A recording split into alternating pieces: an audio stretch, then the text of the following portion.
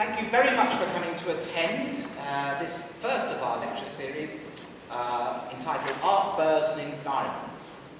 Now, I'll start with domestics. In case of fire, the exits are the main doors you came in. There's also one from the vestry over there, and there's also one there, but we don't expect any fires. And also, can you please switch off your mobile phone, to your iPads, your iPods, your Galaxy, what fits, and your noisy thingies, please. Right, who are the Friends of St Andrews? From the 12th century, a church had stood on this site of St Andrews Colleton, forming the centre of religious life for the community. Over 800 years, it must have touched the lives of the majority of those alive living in the parish, at birth, marriage and death. This present church has stood with many changes for over 500 years and has been cared for, repaired and improved due to the generosity of those living in the parish. It is becoming increasingly expensive to maintain and to improve the fabric of the church and to enhance its appearance. It is surely our duty to continue to do so in order to hand on such an important piece of our heritage to successors in as good, if not better condition than when we inherited it. It is for this reason that it was decided to form a society of friends, so that by our efforts, in cooperation with the parochial church council, the necessary funds can be raised to maintain the church in all its glory. Help us maintain this historic building for the benefit, enjoyment and appreciation of the whole community, regardless of your beliefs or convictions. Right, the lecture. Who are Doctors Kight, and Sasha Dan?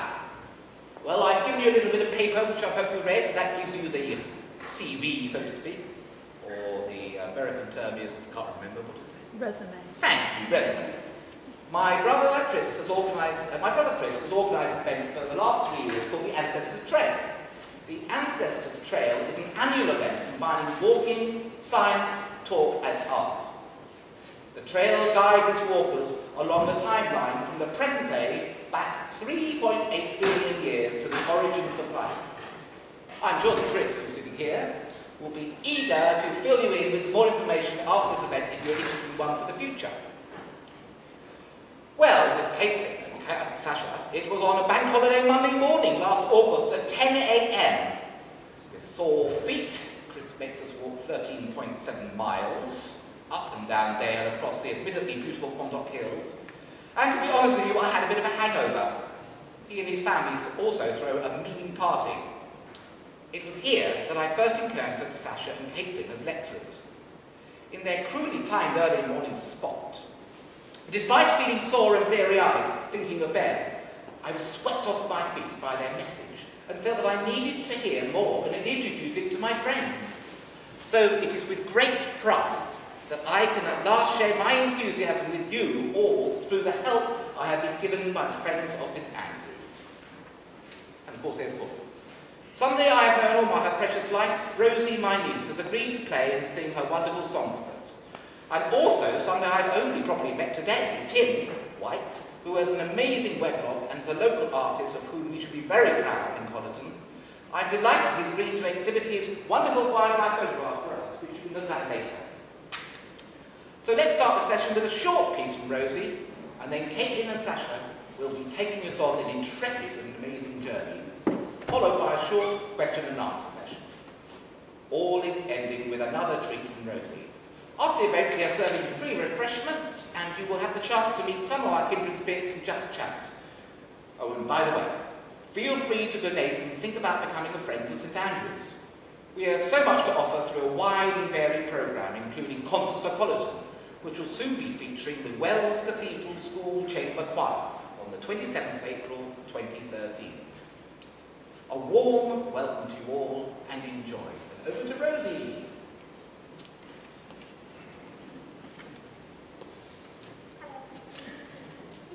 Oh, a little song by Kate Bush. Pray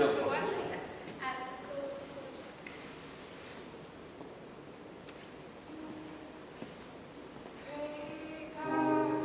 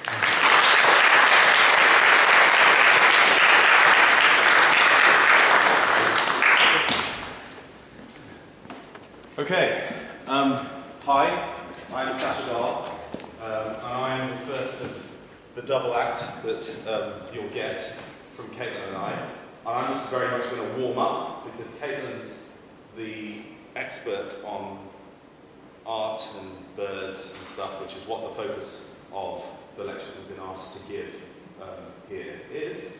And the way I'm going to warm you up to this is to give you a little bit of evolutionary musings about why we might have so much bird art around, the kind of stuff that Caitlin's going to very exhaustively go through in a very much more entertaining way than I am.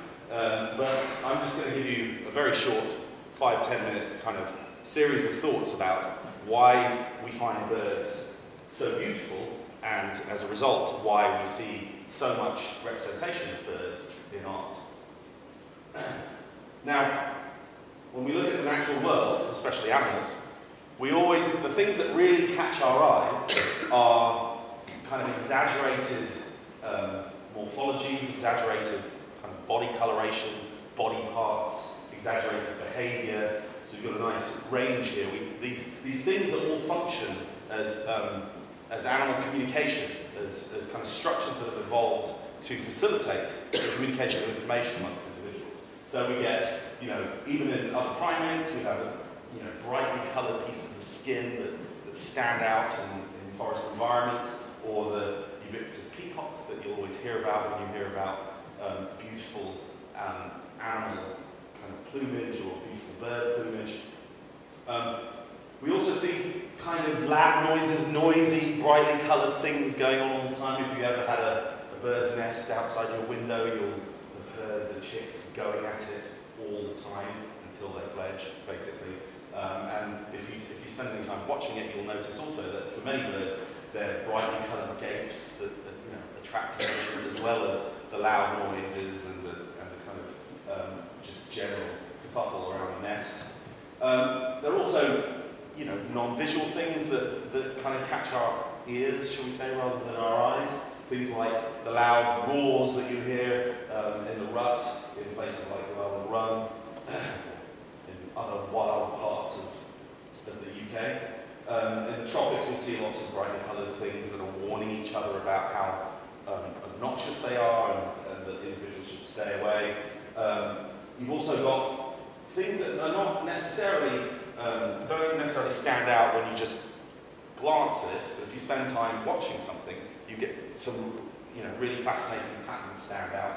So for example, if you ever spend any time having a chance to watch bees inside a hive, if you get one of those hives with glass on the outside, you'll see that often you'll get bees kind of setting up in circles around bees that have just come in from foraging, and the bee that's just come in foraging is busy dancing away and buzzing away and doing some weird and wonderful kind of contortions and things. And butterflies, of course, catch our eye all the time, the beauty and stuff associated with butterflies. But as I said, almost all, or quite a few of these things that inspire us, that catch our eye, that stimulate our aesthetic pleasure, are kind of things that have evolved for the animals themselves to communicate with each other. And this all falls within the realm of animal signalling. And, an animal signal for a wide range of reasons. So, often animals will signal to recognize each other as the same species, so that they don't waste time mating with the wrong species of opposite sex of the wrong species. That would just take energy and time out of an otherwise busy day that requires all the energy and time that you can spare. Also, when animals, and this is actually what I'll spend most of the time talking about, because a lot of the things that feature in art, in bird art, are things associated with the birds advertising their quality to each other. So this may happen, this often happens in various types of sexual contexts. So in a mating context, males, for example, in this bird species will spend a lot of time and energy trying to show off how good they are to potential females. But they also do this to each other.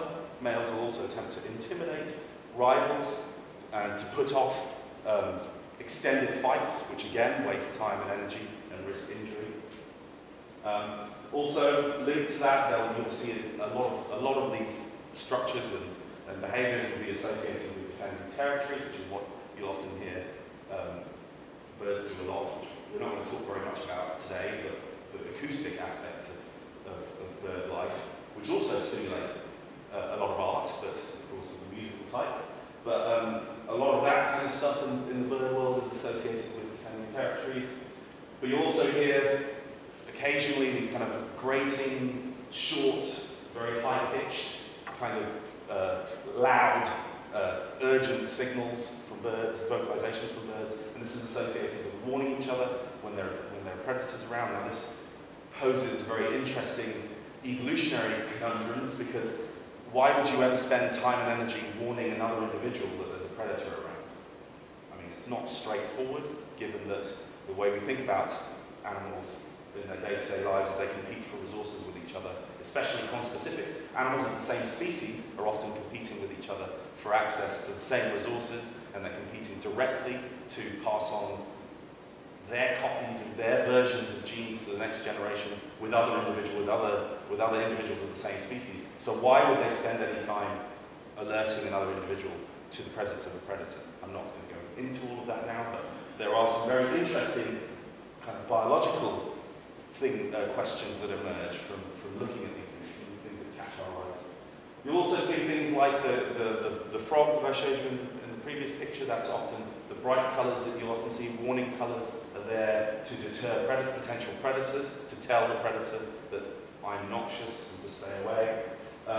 And then also within two individuals of the same species, this is sometimes less obvious, but you'll often get situations where if you get social groups forming, like these big flocks of starlings that you see, you'll often have individuals informing each other within those flocks about where food is, or where food might be found. Again, raising interesting evolutionary questions of why you would do that to somebody else, who you might be potentially competing for. And then finally, as parents, those of us who are parents in the audience will know that there's a lot of kind of stuff that goes on within families, and that's associated with often offspring advertising how much they need food, and so they'll often have elaborate structures. So there'll be some bird species that have really elaborate, a lot of the finches have really elaborate gape patterns, brightly coloured gape patterns in their mouths that are associated with advertising how much they need food to their parents. Now, I could go on forever, I'm an academic after all, by going through in detail all of these things, but of course that's not what I'm here for. I'm here to definitely warm up for my better half. So I'm just going to focus down on probably what are the kind of major sources, of major evolutionary reasons why we see animals doing, especially birds, adopting very, very elaborate plumage or elaborate morphology and elaborate behaviour, the kinds of things that inspire us to paint them or to feature them in various aspects of art. And that's often associated with trying to signal your quality as a mate to an individual of the other sex of your species. And birds especially do this via colour and colourful plumage, so you'll get, so this mannequin is very brightly coloured here, and actually interestingly, a lot of the colours that are associated with advertising quality to your partner are colours that involve oranges and reds, and the reason why that is because they involve pigments that are based on carotenoids, which are a class of chemicals that animals cannot themselves manufacture. So they have to get it from their diet. Okay? And that means the brighter you are, the more food you also use carotenoids in lots of other aspects of your biology. So birds will use carotenoids in their immune systems. So being able to show off with really bright plumage is a signal that you've both got lots of carotenoids because you've found lots of food, and also that you've got so much that you've kept yourself healthy, and you've got you're kind of advertising the excess. So a lot of the kind of very bright colours that you see painted and featured in art come from these kind of signals of need that are associated with kind of actual constraints on their ability to get hold of the raw materials to produce these signals. Other types of signals, like the blues and greens that you see in the archetypical peacock, they're associated with very intricate protein folding in the feathers, and they're so-called structural colours, and basically they're due to the fact that the protein is set up in such a way that when light is incident in a particular direction, it will scatter certain frequencies of light and reflect back others. That gives you the blue sensation. But you'll often see these colours will often be iridescent, so that when you view it from different angles, you'll get subtle changes in the colours. But these kind of structural colours are also fairly difficult to construct, right? They take any slight mistakes in the laying, in how they're laid down when the birds are growing their feathers after molting, can completely ruin the visual effects. And so maintaining a perfectly blue, bright blue, lovely, viewable from lots of different angles kind of plumage indicates that you have actually got the resources to develop very well when you're growing your feathers, or when you're growing up. The other thing is you'll also get a key feature, as what you may have noticed in what I've said, is that in order for these things to kind of evolve as a kind of signal of quality, they often have to have costs associated with them, right? They have to be something that is not easy to develop. And the reason why is because if it's not costly to do, then everybody in the population will be able to do it. And if everybody is doing it to the same intensity and the same level, then why do you pay? There's no reason for your mates, members of the opposite sex, to pay attention to this feature, because it doesn't tell them anything about the relative quality of their potential mates. It has to be something that's hard to do, that imposes some sort of cost, takes time and energy, takes resources from other things, so that only the best individuals can produce these colours at the or produce these characteristics at the highest rates, and so that it then pays other individuals, and evolution will therefore favour this. These individuals will be selected and will pass on more of their genes if they pay attention to variation in this feature. And the thing about it, this brings me to the nice thing about peacock's tails. They also illustrate another aspect of things, and that's that peacock, I'm sure everybody's seen a peacock, right? I mean, their tails are not only brightly coloured, but they're ridiculous, right? They're huge, long things that, if you imagine that these things evolved in fairly dense forested habitat in the subcontinent, can't have been an easy thing to deal with on a day-to-day basis, right? And actually very telling, you don't see females with these ridiculous tails, okay? You only see the males.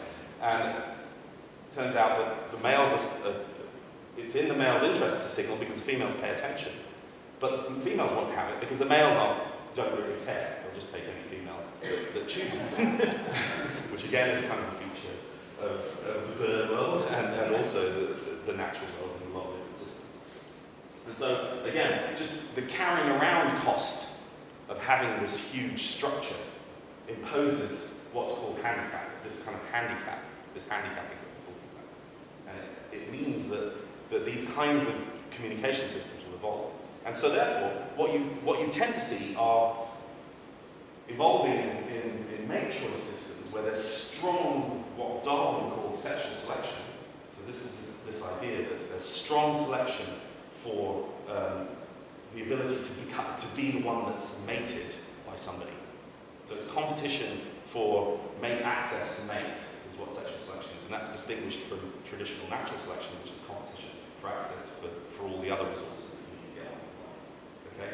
But where you have very strong sexual selection, so where, for example, adult sex ratios are quite skewed, so you've got lots of females and relatively few males, or the other way around, lots of males and relatively few females, then you'll get lots of this kind of intersexual selection that will generate from a lot of these very extravagant structures. And the more extravagant the structure, and I think this is the take-home message from this brief tour of things, the more extravagant the structure, the more likely it is to evolve in this kind of context. And also, the more likely it is to catch our attention. The more likely it is, because we, if something looks ridiculous, looks out of place, looks very bright in an otherwise dark forested habitat, sounds very beautiful or complicated in an otherwise silent environment, then that's going to attract our attention and cause us to probably I don't know exactly the source. I don't think anybody really knows the source of aesthetic pleasure in humans, but I'm sure we appreciate a lot of the kind of very intricate things and very surprising things that stand out a lot from their background. And finally, you also get things like bowerbirds that will collect ridiculously. This hasn't shown up very well on the slide, but they often build these bowers, which are themselves fairly intricate structures and take a lot of effort and energy to maintain. But not only do they build bowers, but they also go out and collect brightly coloured objects. And different species are particularly fixated on particular coloured objects. So this one's a kind of red object, kind of bowerbird. And then they'll go out and they'll collect anything, plastic, whatever. But the point is, this is often in kind of heavily forested areas, and it will attract a lot of attention to the male, who spends probably about 90% of his day tending to his bower. So not only is he kind of going out of his way to find all these things, he's also keeping them very neatly arranged. And if you go in and put another coloured thing in, they'll get very frustrated and take it out and put it somewhere else. And they have hated colours and preferred colours. So not only are they fussing around with it, but they're also attracting a lot of attention to themselves in these forested environments, right? A predator that comes along, if it can spot a nice bright red thing in the distance, especially other birds. So the take-home message is, a lot of these things that are striking to us can come from these kind of signals of quality that are often associated with a matrix context. And in general, from an evolutionary perspective, when you're thinking about animal signalling, there are basically two things that go on. First of all, you need to stand out, you need to attract attention.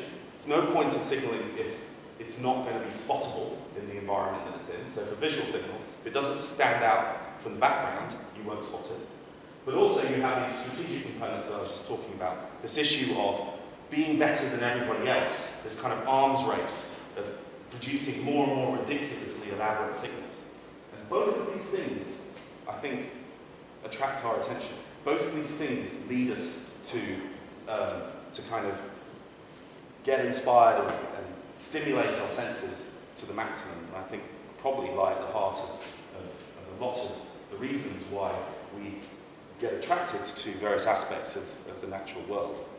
And birds in particular, there's another thing about birds in particular, though, that all of what I've talked about so far is basically kind of could involve almost any animal species. But birds in particular spend a lot of their signalling on colour.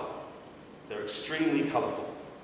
And we care about this because it turns out that we're actually very colour-orientated as a mammal. In fact, we're actually extraordinarily colour-orientated. And the way that we see colour is that we have 3 different types of cell, receptor cell in our retinas, that are sensitive to different wavelengths of light. Maximally sensitive to different wavelengths of light. And this is illustrated in this kind of graph. This is just the sensitivity, if you like. The higher the peak, the more sensitive a particular receptor pigment is. And then this is the wavelength of light. And basically we have 3 cone types, red, blue, and green cones. The red cone basically absorbs at the longest wavelengths, maximally absorbent at the longest wavelengths. The green cone is intermediate, and the blue cone is maximally sensitive at short wavelengths. And we perceive colours. Our brain tells us that there are different colours by by having the wiring set up so they can compare how much each of these different types of cones are stimulated by any one kind of light source hitting the retina. Okay? So that's the way we do it. We have 3 cones. This is actually extremely unusual in mammals. Most mammals have 2 cones. And so they can't, by having a 3rd cone, we can make way more comparisons. Actually, it's multiplicative, the number of different comparisons that you can make, the number of different colours that you can perceive. And it turns out that as old world monkeys, most old world monkeys have these 3 cones, of trichromats, while this split came in deep in the lineage between old world and new world monkeys. New world monkeys are mostly dichromats, and at the moment what people seem to think is that this split comes because of selection or advantages that individuals get when they're finding food. And that having 3 cones, so this picture shows you, again this hasn't shown up very well actually, I'm afraid the colour difference, but this top one shows you what you see as a trichromat, and the bottom shows you what you see, the same picture as a dichromat, and you can see that there's a little bit of variation between the fruit and the leaves, and it's not showing up very well in this picture, but there's no variation from a colour perspective between the fruit and the leaves here. And basically, a lot of research has gone into showing that the advantage of being trichromat is that it allows you to make discriminations based on colour better than, but it's better to be a dichromat if you're making discriminations based on shape. Okay? And and for fruit, shape is actually fine most of the time. If you're trying to find fruit in vegetation, shape is fine. But where colour really comes into its own is if you eat leaves. Because leaves can be the same shape, but can contain radically different amounts of nutrients. Redder leaves tend to have fewer nutrients and are harder to digest. And so being able to discriminate redder leaves from greener leaves is what people think led to the split between the old world and the new world monkeys. But the bottom line is, as mammals, we're extremely colour fixated, but nothing like birds. Okay? Remember I told you that the difference between normal mammals, if you like, or the average mammal and humans, or old world primates, is the fact that we have 1 extra cone. Birds have an extra cone on top of that. They have 4 cones. So they have the red, blue, green thing that kind of split like us, but they have a UV. Most birds have a UV sensitive cone as well. And they also have oil droplets, coloured oil droplets in their retinas too, which act to narrow down the width of these sensitivity peaks, and that makes the comparisons much stronger, much more informative when you're comparing the stimulation of the different cone types. And what it ends up doing is it means that, so this picture just shows you the fact that birds are so colour, tries to give you a way of visualising how colour-orientated birds are. This is our human, this is the extent of our ability to see colour. It can be represented in this triangle, flat triangle here. This just forms one plane on a pyramid, of what birds can perceive. So birds can perceive a whole order of magnitude more colours than we can perceive. So I think, so basically if you look at what we would call blue here, there's a whole bunch of other colours that birds can see that we would think of as blue, because we can't see any of the variation in that dimension. Okay? Because we only have 3 cones and birds have 4. So, I mean, that's just to kind of bring home quite how different the world is to a bird, but it also shows you that birds are kind of really focused on colour, and it's not surprising then that they spend a lot of their, that most of their signalling occurs in the colour spectrum, or a lot of their signalling, a lot of their very costly mate-based signalling occurs in the colour bit of the spectrum. So that's all I'm going to say. That's just an introduction to say this is why birds are kind of brightly coloured and eye-catching, and why things would be brightly coloured and eye-catching. Now we pay attention to them because we're particularly colour-orientated. We also attend acoustically as well, but Kate's not going to talk about that, but the acoustic side of things is probably drawn from the fact that we're quite acoustically driven, because our our primary communication channel is acoustic. So both of those things together make the match between humans and birds quite irresistible, I think, from an artistic perspective.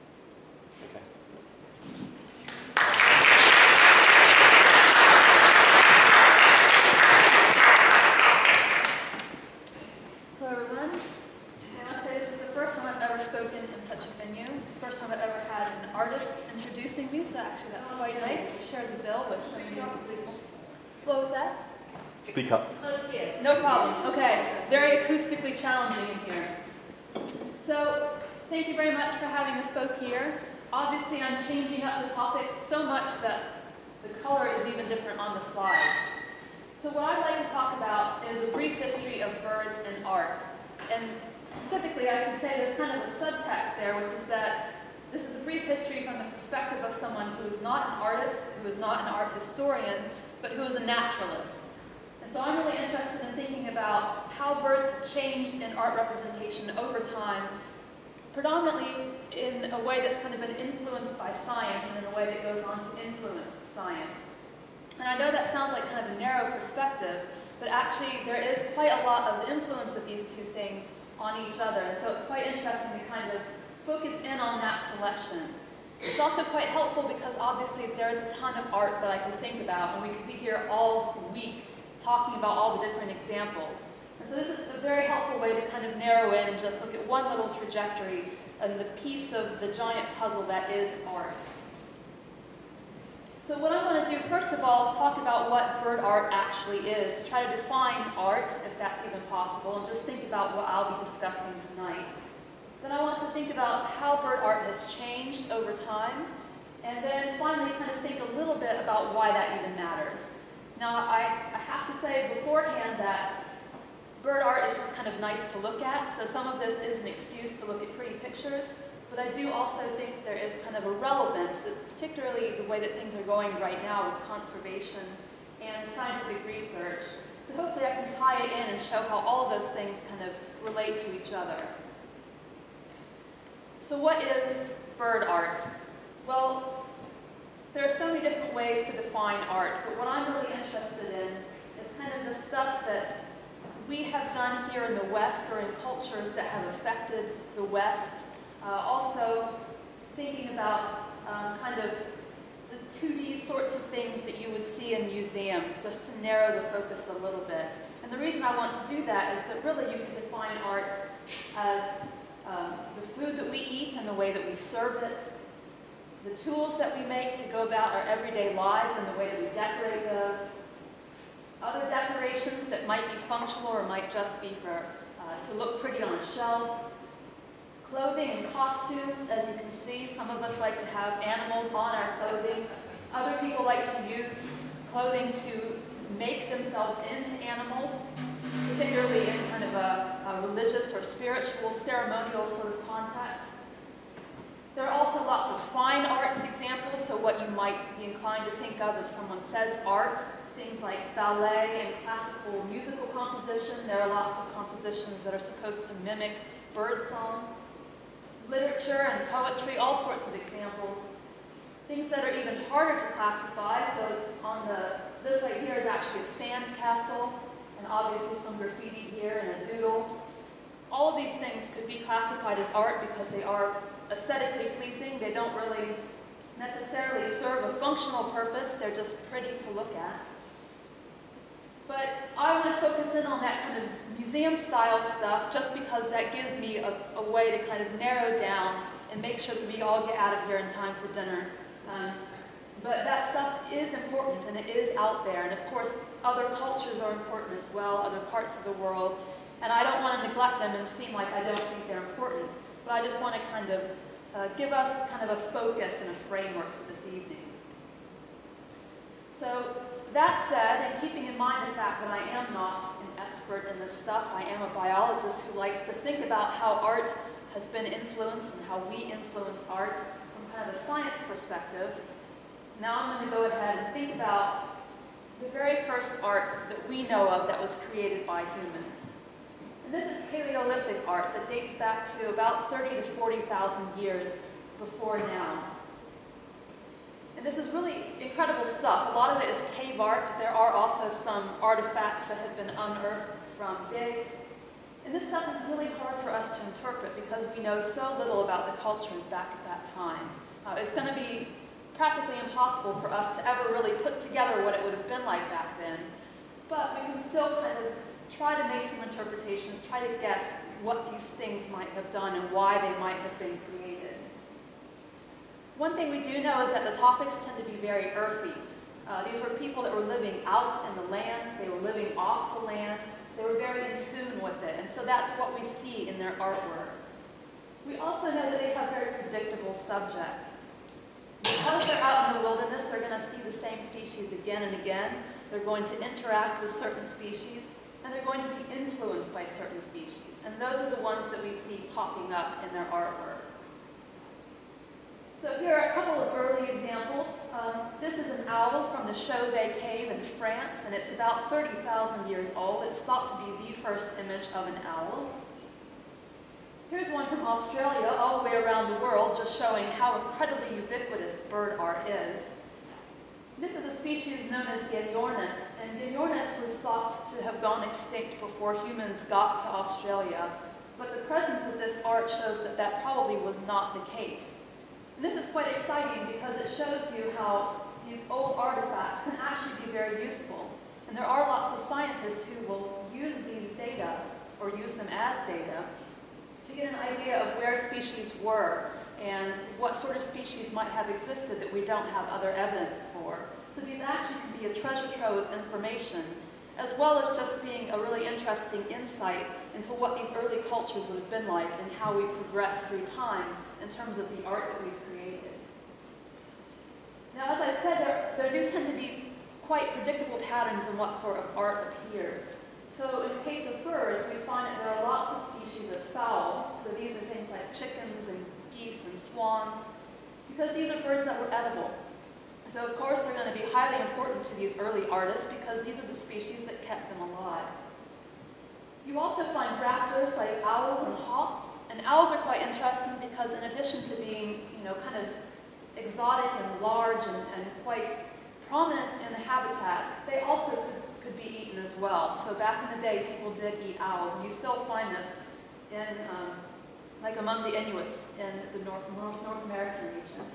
So these guys are kind of important for two reasons. And then the other category that you tend to find a lot of is species that would have been found near human encampments. So things like crows and ravens and other kind of human commensal species that would have been living in very close proximity to the very early people. I should take a break to mention that I am going to shake quite a lot because the moment I'm a tiny bit cold I start to shiver. So I'm sorry if my voice sounds funny, I'm trying not to do that. So the next category I've really broadly lumped together is less ancient bird art, for lack of a better term. And this is really everything from kind of the Neolithic onward to the point where we've got the Greek and Roman cultures kind of changing everything and introducing what we would call kind of modern civilization. And the reason that I have such a huge spectrum is that you do tend to see kind of the same things for quite a while with those Paleolithic images. And then you do finally kind of hit the change where you've got civilization. And so this period kind of covers that shift over into what we would call kind of the more modern type of stuff. And what happens at this time is that things suddenly become more official. You don't have stuff kind of hidden away in a cave. You've now got things that are quite prominent. They're on display. They take a lot of money and resources and talent to create, and so they're put in really obvious places. And as a result, they become emblems of status and power and wealth. And that's quite a lot what we see today in terms of how artwork is used. We also know for sure that they have spiritual and symbolic meaning. And this is, people have often thought that perhaps the Paleolithic art had a religious connotation, had a spiritual significance, but no one really knows for sure. This period, however, we know for sure these things were related to deities and to other religious ideas. So this guy right here is actually from Europe. It's from the Czech Republic, and it's a saddle mount that features a flamingo. And flamingos are going to be kind of a recurring theme this evening because of all the bird art that I've surveyed, I actually have written specifically about flamingos in the book that I have coming out. And I wanted to pick that one species to follow because it kind of helps you to see how things change through time if you can kind of narrow and focus in on a particular group of animals rather than go all over the place. So wherever possible, I'm going to pull in flamingo images so that we can kind of compare them from one era to the next. So this guy's quite interesting because this is a very functional piece, and yet it's made quite aesthetically pleasing. It doesn't have to be this nice, but it is very fancy. And it kind of shows you the way the art is now going. This is something here called a crater, and this crater was from Morocco. And it would have been a giant thing that sat in the middle of the room, and people who were gathering would have gone there to ladle out wine for themselves and take it back in a cup to their seat. And this crater has been sketched by an artist. This is obviously not the original. And here you can see again, birds are making a feature to make it more aesthetically pleasing. It's a functional object. It could be totally boring, but they add these nice little touches to kind of spruce it up. The Egyptian culture is quite interesting because, of course, their language is a form of artwork as well. If you think about it, hieroglyphics have, a very visual significance. They aren't just little lines that kind of give meaning. They're pictorial images that kind of have much more of a story that goes along with each one.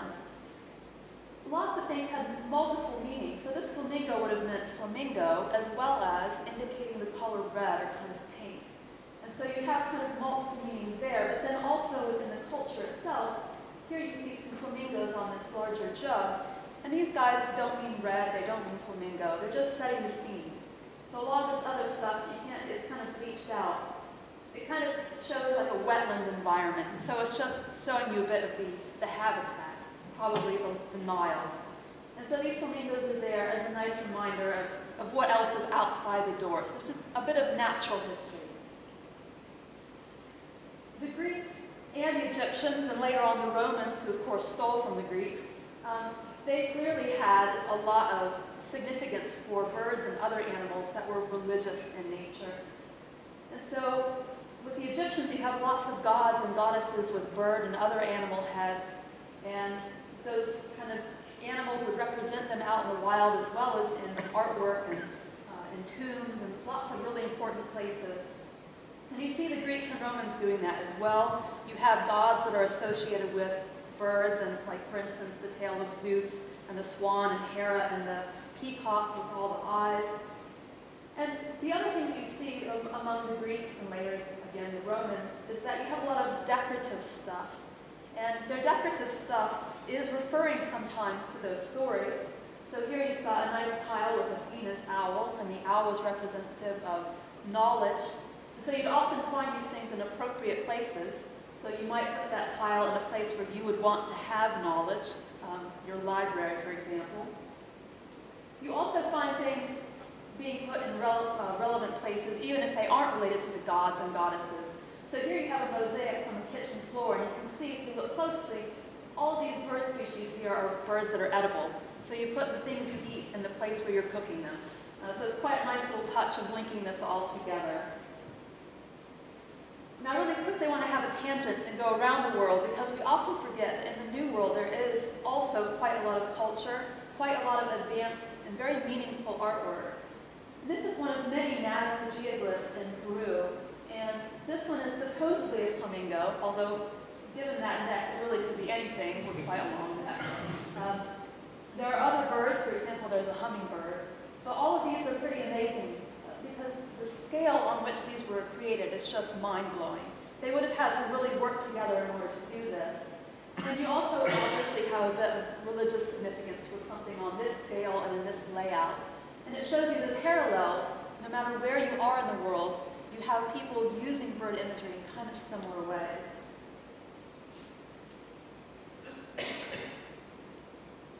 So the next really broad period is the Middle Ages.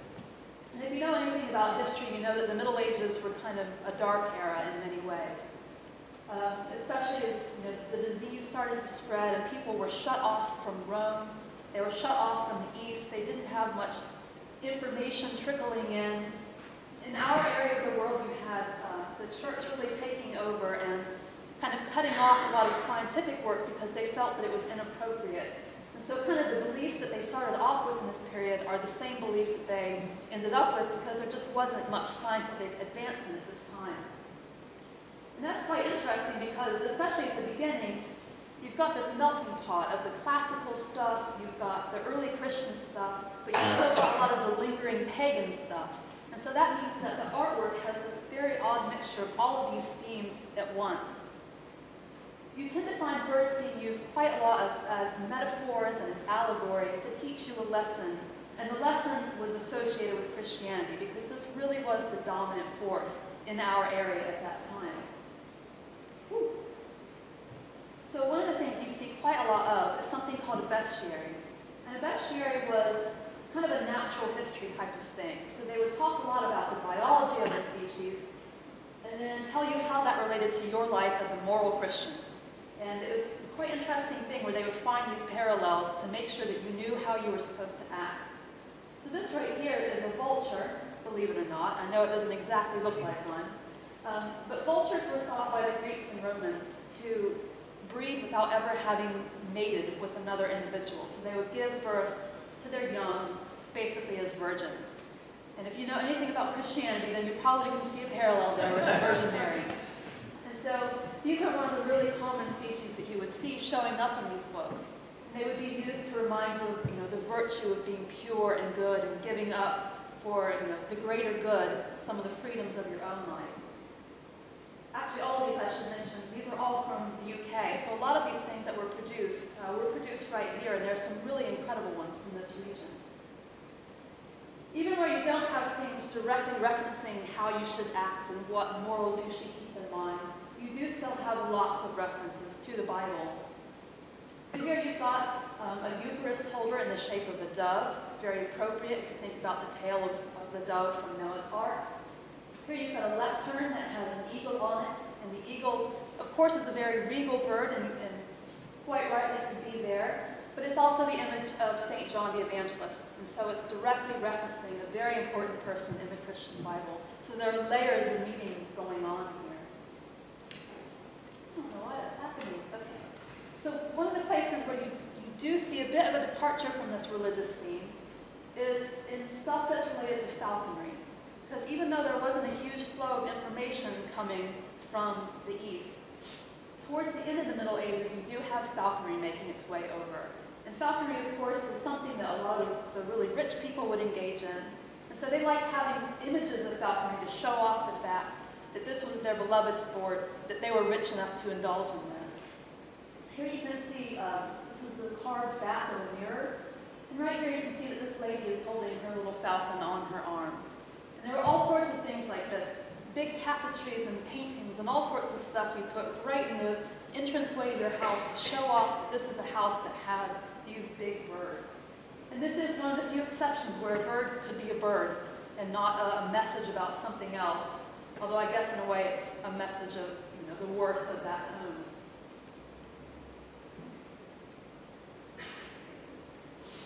Now when you hear the term Renaissance, you often think this is going to be this amazing era in which all thought is suddenly enlightened. We've broken free from the Dark Ages, we've moved out into this intellectual period. And while that is in part true, I actually kind of think of the Renaissance as being a bit of a gateway in terms of moving out of the Dark Ages, but into the era of enlightenment, the era of reason, which happens later. So I find that this is kind of a transitional period in bird art, and that the really exciting new stuff starts to happen in a couple hundred years. What you do find here, though, is that there is a lot of accuracy that's starting to develop. You have people for the first time developing lenses that allow them to really look at things up close. And they're starting to conduct more and more science now in the West. As we reestablish contact with the East, we're getting information from them. We're getting inspired to do our own research here. And all of a sudden, we're interested in the natural world. And part of this, partly is because of the fact that we're recovering now from all these diseases that were just wiping people out. And when human populations get decimated, animal populations do quite well. And so people were just surrounded by tons and tons of animals. This is probably something that made them take notice of these species and start to put them more in the artwork as kind of parts of the natural world, and not so much as symbols of something else. This is in fact the time when we see the first still life with a bird, which is evidence again that the bird is useful and interesting all on its own for its own good. And we also see a lot of using birds to set the scene. And I'll show a couple of examples of that, where they really just have a nice little touch of giving you an idea of what the scenery was like out in nature. So here's a great comparison that shows you the kind of transition that we do have here in the Renaissance. Yes, the Renaissance. So early on in the Renaissance, you had a picture like this, St. Francis preaching to the birds. You still have a lot of these same themes from the beginning of the era and from the previous era. But then towards the end, you move into something like this. This is a plate from a natural history book. Not a bestiary, but a natural history that's solely focused on the science and the biology of these species. So suddenly you've moved into something where the birds are interesting. Someone wants to write down all the information associated with them and pass on that knowledge. The colors here are a bit crazy, I guess, but hopefully you can see that this is a nice pastoral image. This is something by Bruegel. And Bruegel has lots of these things that are really great examples of the kind of advances that were being made at this time. This has incredible perspective and depth. If you compare it, for example, to this, where the background looks a bit ridiculous, like he's standing in front of a tapestry, here you actually have a background that moves back into the distance. And right down here you'll notice these two little tiny birds just adding a nice little note of reality and realism, so that you really feel like that is what you might see if you looked out the window or stumbled upon this scene. Another example of a Bruegel, this is just a little section of a larger painting, but here you see he's put in all these little birds that just really kind of set the stage. And you get a real sense of their movement and their activity, and this is just so much more realistic than the other sorts of stuff that had happened before.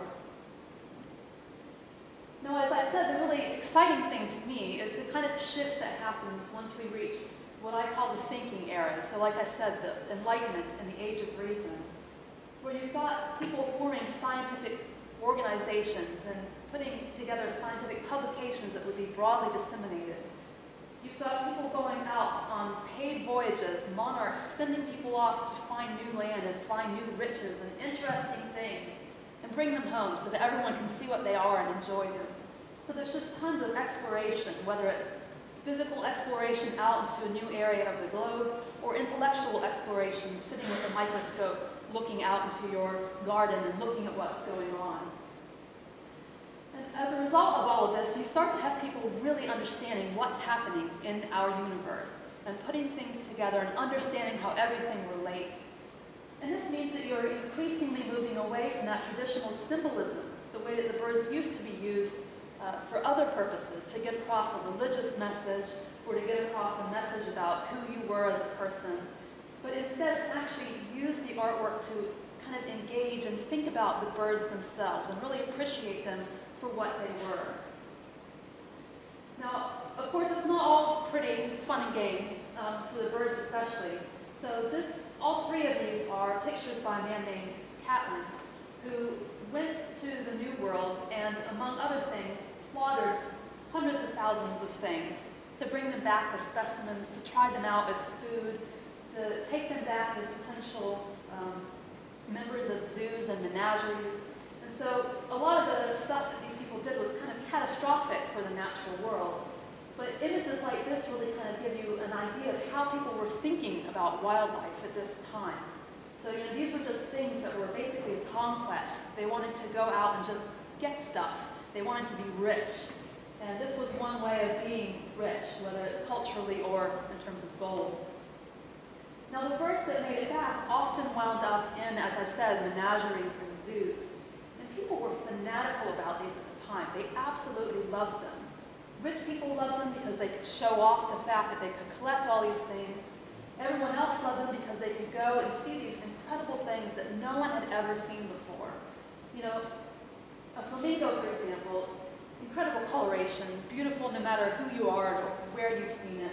But at the time, a lot of people had never seen these things. There were a few of them in France and in the Mediterranean, so they might have made their way up. But we're bringing in things from the New World where you've got these really vibrantly red Caribbean flamingos that are just incredible. And then you've got things like, peacocks and geese and all these brightly colored parrots and all sorts of stuff. And you put them all together and it's just an amazing collection. And one of the things that artists did was they created these paintings that made made kind of virtual menageries that you can hang on your wall. And you find a lot of species that would never be together in real life. And you can see them in places they would never have been. So here, for example, you can see a nice kind of Roman classical sort of building. Why would you find wildlife actually living in a place like that, except in the context of a zoo? Why would any of these species be in this kind of nice European riverine system? They wouldn't be. But this is just what artists did, because basically it was all about just showing off all the different species. However, towards the end of the era, you begin to see a shift away from that, and a shift towards more and more accurate stuff. So here you've got 4 species that are all from the New World, all in one plate. They actually would have been together, and they're in this nice wetland where they actually would have lived. So suddenly it's kind of the same style as what we see back here, but it's actually more realistic and scientific. Here you can also see that they're beginning to move towards that kind of realism that John James Audubon is really famous for having introduced into bird images. And that is this emphasis on movement and behavior and having things do what they actually would do. Not just standing, oops, okay, I can do that. Not just standing and looking kind of posed, but actually moving and looking as though, again, you're looking out the window and seeing things the way they actually would have been. And this breathes a lot of life into these pieces of art. Now again, I want to make a bit of a tangent and mention what was happening somewhere else in the world at this time. And this is clearly Asian artwork, and the reason that you probably already recognize that is that the Asians have had a real emphasis on the same sort of thing for a very long time, for thousands and thousands of years. And these are all different ages, but you can kind of clearly see the same sorts of style in all of them. And what they were really after is realism, but a realism that portrays kind of the spirit of the animal, the soul of the animal. You know, here you see these broad gaps between brushstrokes, so it doesn't look exactly like a bird. It's clearly not a photograph. And yet you get a real sense of this hawk, or this buzzard, whatever you want to call it, sitting there, you know, thinking about maybe going to capture some prey. You get a real sense of the essence of that animal. And I want to mention that, not just to contrast it with kind of the realism that we have in the West, but also to have you kind of see that before we move on, when people start meshing together the Eastern and Western styles.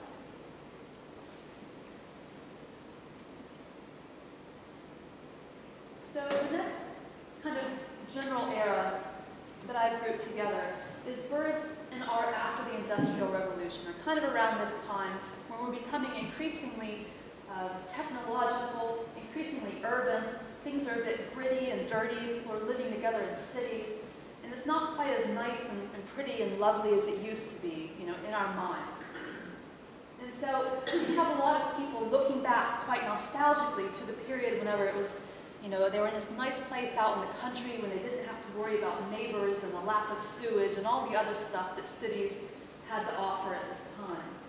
And as a result, a lot of artists are quite interested in naturalism and things that are focusing on that lost, you know, lovely habitat that people left behind when they all moved into cities and started riding trains and burning coal.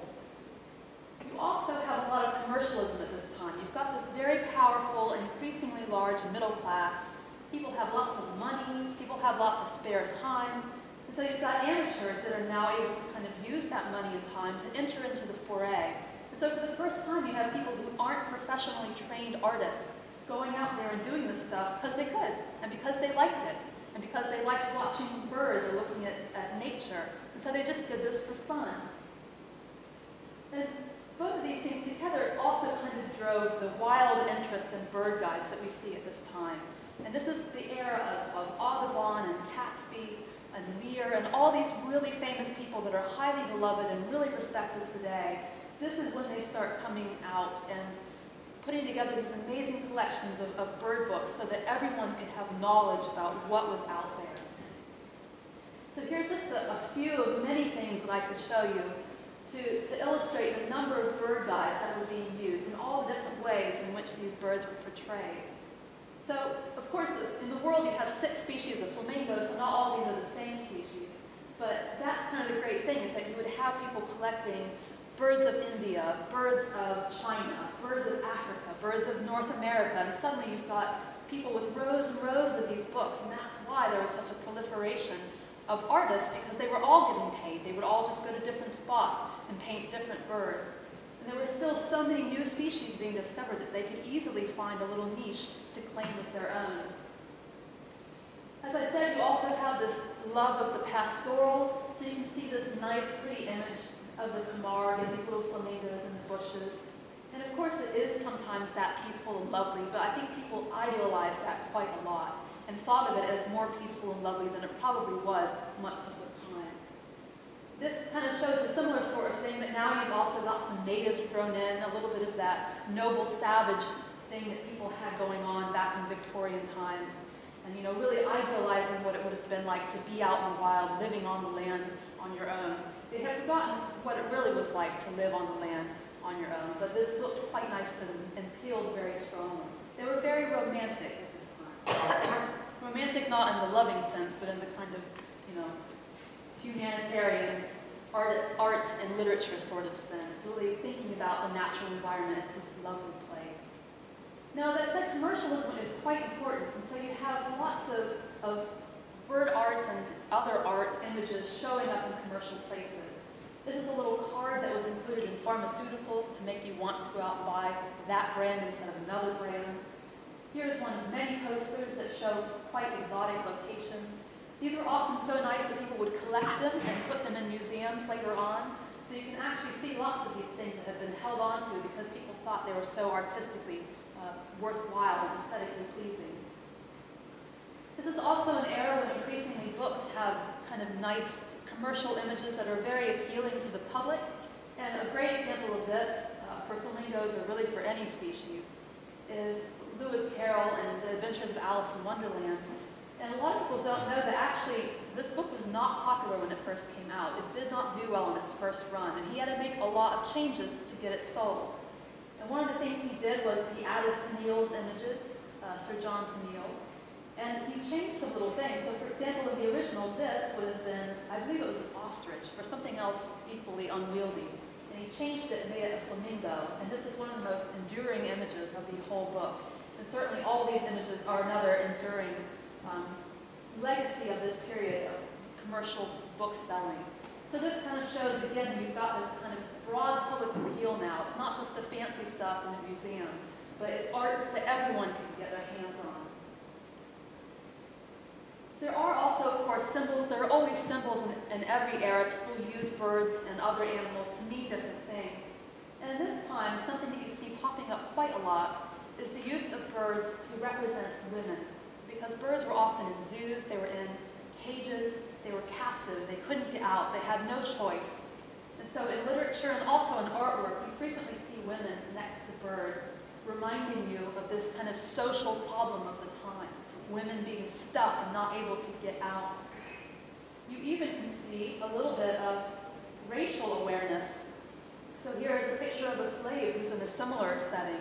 And the slave probably also has a bit of that noble savagery thing going on as well, but together you can really see that there is still artwork being used in a symbolic manner. And this is quite interesting, the social commentary, because of course in the modern era we often use art to have social commentaries.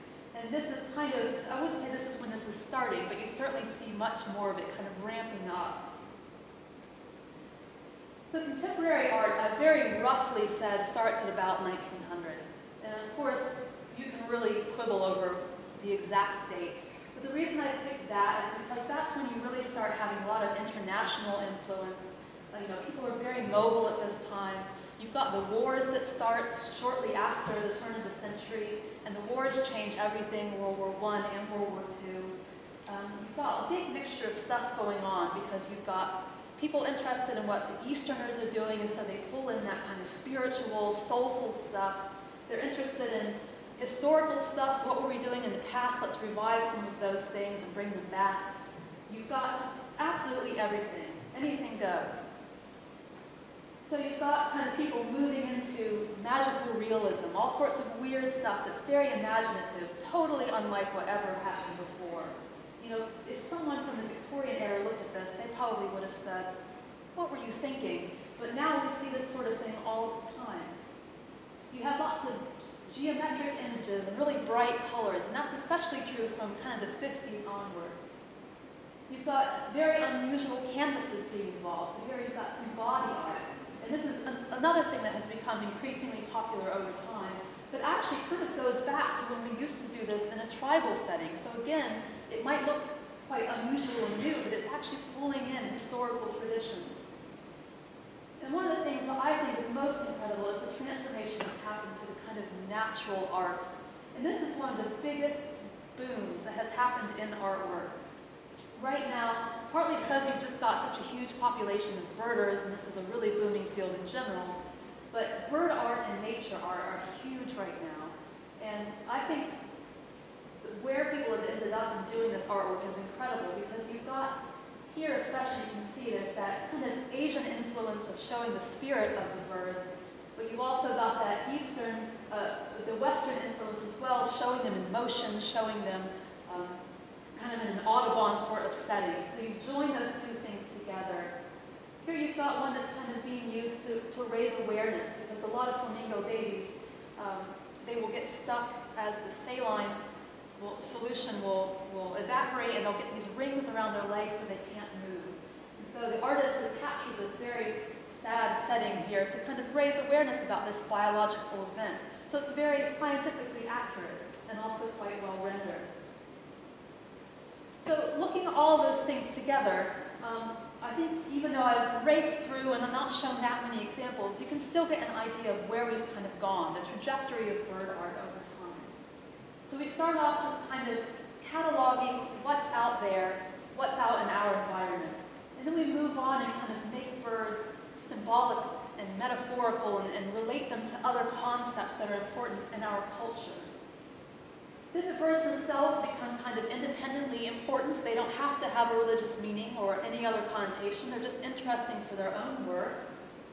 And then finally you end up in a period when all of this stuff can be going on, any one of these things separately or all of them together within a single painting or a single whatever type of artwork you've created. It's a huge mishmash of stuff. You might be sitting there thinking, okay, that's great, but why does that really matter? Why do I care? And just really quickly, I want to say that I do think this actually is quite an interesting, we are in an interesting place now because bird art actually can matter. A lot of people will say that we do art for the sake of doing art. You know, the whole thing that defines art is the fact that we don't have to do it, but we do because we can. This is kind of a thing that we can do that no other animals do. We just produce it because it's pleasing and we like to. But I also think that now we can use it for a purpose, for a goal. And a great kind of intro into that topic is a quote by a man named David de Rothschild, who started up an organization that's all about promoting sustainability. And he said that he believed that art has the ability to captivate, inspire, and engage creativity. And he said this in reference to a project called Birds, Bats, and Bees. And he did this in conjunction with an auction house that was worried about all of the trash that it was generating. And they took that trash and they gave it to really well-known and highly respected artists and said, do something with this. And so all those artists made, I think, 45 different boxes, nest boxes for birds, bats, and bees, hence the name. And then they auctioned these off. And it made thousands and thousands of dollars that they then put into conservation efforts for birds, bats, and bees. And it also raised awareness about the issue that we would even need to make these bird boxes for some reason. A very similar thing has happened for Ghosts of Gone Birds, which you may have heard about because it's an initiative by BirdLife International. And here you've got conservationists working with artists in order to raise awareness about animals that have gone extinct or are in danger of going extinct. And they have also these big shows where they bring in people to look at art and to buy art, and then that makes a lot of money that they then sink into the conservation efforts that BirdLife has organized. So again, you have raising of awareness as well as raising of money, all based around these images that artists are creating. This is the sort of thing we've done for years, actually, but now it's just a bigger scale. So before, we kind of use these eye-catching designs, these little logos, to get people thinking about conservation efforts, to get them excited about it, to spread the word. But now we're doing it on these very large, integrative, interdisciplinary sort of scales, and it's happening around the world. And it's quite an exciting way that people from different backgrounds can kind of use these aesthetics that do appeal to people in a mental way and an emotional way, and get them excited about efforts. And that also goes beyond the realm of just conservation. You can think about using it in terms of just science in general. So this is something I wanted to highlight because it's been performed by a student at our campus, at the University of Exeter. And he has this project called the Feral Pigeon Project. And if you watch Winter Watch, you may have seen this profiled a couple months ago. And when it was profiled on Winter Watch, and basically he's interested in looking at plumage patterns of pigeons all around the UK. And once it was profiled, this artist named Manxie, who's from Manchester, contacted him and said, I love that, I totally want to get involved. I made these posters, I drew all of these up, I'm going to distribute them around Manchester and raise awareness for your cause. And as soon as he did this, all these fans of Manxie who love this kind of graffiti, guerrilla style art, they immediately contacted Adam and wanted to help donate some data to his citizen science project. So you can see that in both the context of science and conservation, you can really use art to appeal to people and get them excited about things. And that's really where I want to close, just to kind of show you that trajectory of good art in time and also indicate that it can in fact be quite meaningful, not just purely for the sake of art, but also for the sake of achieving some social goal. And I just wanted to put up this painting last because it is my favorite, all-time favorite. It's actually hanging in Bath. It's quite close to here. I saw it for the first time several years ago when I came here for spring break. And I'm actually not that huge of a fan of art, to be honest. It's never really appealed to me all that much. Or it hasn't, I should say, until more recently. But I saw this in person and stood and I looked, these little feet underneath the surface of the water, and it just looked so real. And I just couldn't believe how incredible that was. And it really kind of got to me. I thought, this is amazing. Art is amazing. And I think it's all a matter of perspective. Had I seen this like this, I may not have had that reaction. But seeing it live just really kind of enlivened it for me.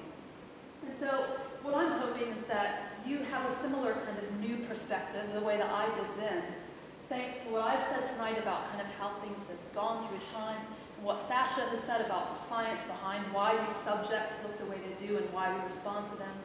And if you, like me, are not really an art person, then maybe we'll have some converts tonight, people who want to go home and contact Adam about his pigeon project. And if nothing else, hopefully you enjoyed just seeing the pretty pictures. So thanks for having us both, and hopefully we'll get a chance to talk to you a little bit.